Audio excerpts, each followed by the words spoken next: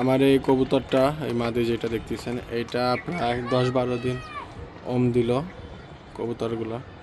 ওর ডিমগুলো একদমই জমে নাই। তো আমার অন্য একটা লফটের মধ্যে যেই বাচ্চা ফুটছিল এক জোড়া, তার একটা বাচ্চা ওকে এনে দিছি, কারণ দুইটা বাচ্চা আসলে খাওয়ানো অনেক অনেক টাফ। মাশাল্লাহ দিলে এই যে দেখাই আপনাদের, এই দেখেন কত সুন্দর করে খাওয়াইছে এই বাচ্চাটাকে, মানে মাশাল্লাহ খুবই সুন্দর করে খাওয়াইছে এবং বাচ্চাটাও সুন্দর হবে। যাই হোক, এটা কিন্তু ওর বাচ্চা না একদমই, কিন্তু যেহেতু ওর কাছে আমি একটা বাচ্চা দিছি, এটার একটা হেল্প আছে, সেটা হচ্ছে বাচ্চাটা একদম পারফেক্টলি গ্রো করবে, একদম সুন্দরভাবে বাচ্চাটা গ্রো হবে এবং বড় হবে যত্ন।